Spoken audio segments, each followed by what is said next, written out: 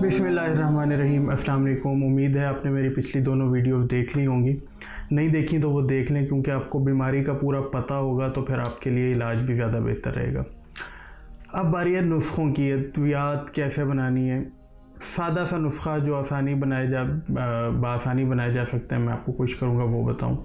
और सिर्फ चंबल के लिए नहीं बल्कि जिल्द से मुतालिक बहुत सी बीमारियों के लिए मुफीद है। और इसके साथ साथ ये कब्ज़ कुशा भी है जो मैं आपको नुस्ख़ा बताना जा रहा हूँ। कंदक आमला सार, हलीला बलीला आमला, इन तमाम चीज़ों को हम वज़न कूट कर सफ़ूफ़ बनाएं। 3 से 5 माशा ताज़े पानी के साथ दे दिया करें। इंशाअल्लाह इससे बहुत से मामलात बेहतर होंगे और साथ कब्ज़ कुशाई वाला मामला भी बेहतर होगा। इसके अलावा गुल मुंडी बूटी भी जिसको कहा जाता है, 1 तोला ले लीजिए और 15 अदद ले लीजिए उनाब। उनको रात के वक्त आधा फेर पानी में भिगो दें और छान कर और शहद मिलाकर सुबह को पी लीजिए। ये भी खून को भी साफ़ करेगा और जल्दी तमाम अमराज के लिए बहुत अच्छा रहेगा। इसके अलावा नीम की जो नंबोलियाँ होती हैं उनमें से तेल निकलवा लें। आपके लिए ख़ुद शायद घर में निकालना मुश्किल हो तो किसी पंसारी को देकर नीम की नंबोलियाँ का तेल निकाल लें। पताल जंतर उसको बोला जाता है, एक तरीका होता है, फिर इसके ऊपर कभी वीडियो बनाऊँगा। 1 से 2 बूंद तेल जो है वो आप दूध के साथ डाल के इस्तेमाल कर लिया करें, पी भी लिया करें और ज़ख्मों पे भी लगा लें जहाँ पे अगर आपको चंबल है। बहुत अच्छा रिजल्ट इसका मिलेगा। एक और ज़बरदस्त नुस्ख़ा आपके लिए हाजिर है। कत्था ले लीजिए, सुर्ख रंग का, काले मिर्च जिसको फिलफिल गर्द भी कहा जाता है वो ले लें, नीला थोता और बकरी की ऊन, जो बकरी के बाल होते हैं उसकी जो है, इन तमाम चीज़ों को उसको जला कर राख कर लीजिए। इन तमाम चीज़ों को हम वज़न लेकर अच्छी तरह पीस कर मिला लें।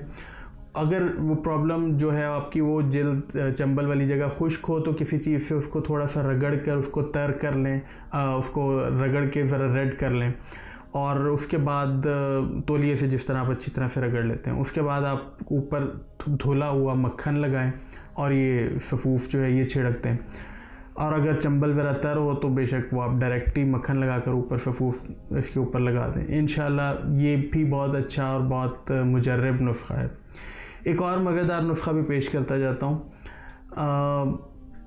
पाए, बकरे के पाए लेकर पकाएं और खा लें और उनकी हड्डियों का पताल जंतर, जैसा कि अभी मैंने बताया, किसी पंसारी को देकर उससे तेल निकलवा लें, पाए खा लें और तेल जो है वो अपने ज़ख्मों पर लगा लें। ये भी बहुत अच्छा एक नुस्ख़ा है इसके लिए, लेकिन ये है कि जिनका लिपिड्स जिनके ज़्यादा हों, कोलेस्ट्रॉल वगैरह, वो ना इस्तेमाल करें तो बेहतर है। एक और ज़बरदस्त नुस्ख़ा, सारे ही वैसे तो ज़बरदस्त हैं। सलौंक जिसको खुरफा भी बोला जाता है, जिसका साग भी खाया जाता है, 1 फेर सलौंक ले लें और सरसों का तेल आधा फेर लेके और उसमें 100 ग्राम जो है वो पारा मिक्स कर लीजिए। सलौंक जो है उसको मिट्टी के कूंडे में खूब रगड़ें, फिर थोड़ा सा तेल मिलाकर खूब रगड़ें, फिर उसके बाद उसको किसी लोहे के बर्तन में डालकर पारा उसमें थोड़ा थोड़ा करके शामिल करें और थोड़ा थोड़ा तेल डालकर उसको फिर से रगड़ते रहें। और ये तेल आप जो है वो जाए माउफ पर लगाएं अपनी जहाँ पे आपको चंबल है। दवा तैयार है, बेहतरीन। ये भी बहुत अच्छा रिजल्ट है। ये मैं आपको बताऊंगा कि मैं आपको क्यों कह रहा हूँ कि बहुत अच्छे रिजल्ट है। इसके अलावा एक और चीज़, सरसों का तेल आप ले लीजिए कोई 50 ml के करीब और 1 गांठ हल्दी की लेकर उसमें जला लें, मतलब इतनी जितनी हाथ में आ जाती है थोड़ी सी।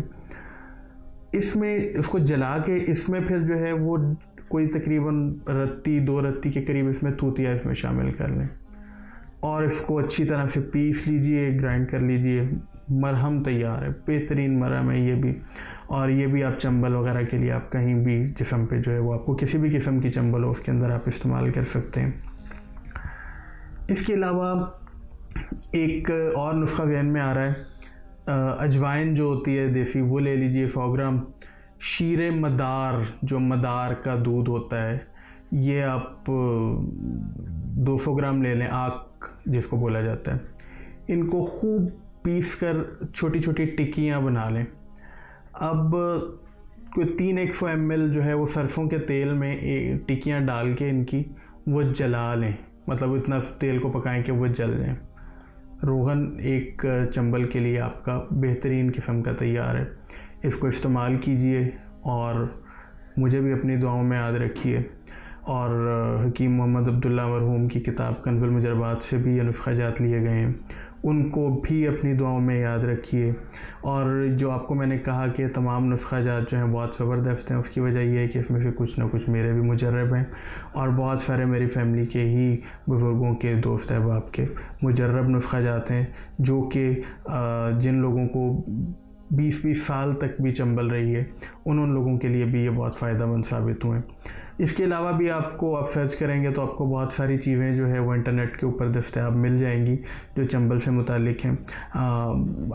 میں اپنی کہی ہوئی باتوں کی تو میں ظاہر ہے پورے طریقے سے ذمہ داری قبول کرتا ہوں کہ یہ نسخہ جات جو میں آپ کو بتا رہا ہوں یہ پوری ذمہ داری سے آپ تک پہنچا رہا ہوں۔ باقی جو ہیں ان کو آپ خود جو ہے وہ اس کے بارے میں جان کر اپنا جو بھی ہے وہ فیصلہ، یا آپ یوں کہہ لیجئے کہ آپ کو جو بھی پسند ہے، بہت سارے نسخہ جات ہیں آپ ان کو استعمال کر سکتے ہیں۔ تو بہرحال ایک ڈسکلیمر کے طور پہ میں یہ بھی ساتھ میں ضرور کہنا چاہوں گا کہ کوئی بھی دوائی ہو، کوئی بھی چیز ہو، کوئی مرض ہو، کوئی نسخہ ہو، کوئی ٹوٹکا ہو، تو بہتر یہ ہوتا ہے کہ آپ اس کو طبیب کی اجازت سے نہ صحیح لیکن طبیب کے علم میں لا کے استعمال کیجئے، تاکہ اگر کوئی آپ سے متعلق کوئی مسئلہ ہو تو بتا دیں، کیونکہ عمومی طور پہ جو نسخہ جات بتائے جاتے ہیں یہ مفرد بیماری کے ہوتے ہیں، مطلب آپ کو اگر صرف چنبل کا مسئلہ ہے تو اس کے لیے میں آپ کو یہ چیزیں بتا رہا ہوں۔ ساتھ میں اگر آپ ڈائبٹک پیشنٹ بھی ہیں، ساتھ میں اگر آپ بلڈ پریشر کے پیشنٹ بھی ہیں، آپ کو کچھ اور بھی مسائل ہیں، آپ کو گردوں کے بھی مسائل ہیں، تو اس صورت کے اندر یہ نسخہ جات آپ کے لیے نہیں ہے۔ اس صورت میں بہتر ہے کہ آپ اپنے طبیب، اپنے ڈاکٹر، جو بھی آپ کا معالج ہے اس سے مشورہ کر کے پھر کوئی دوائی استعمال کریں۔ تو آپ کو کیسی لگی یہ ویڈیو، اور مجھے امید ہے کہ آپ فیڈ بیک ضرور دیں گے تاکہ آپ کے لیے جو میں کنٹینٹ لے کے آ رہا ہوں اس کو مزید بہتر سے بہتر کیا جا سکے۔ تو ملتے ہیں اگلی ویڈیو میں، اللہ حافظ۔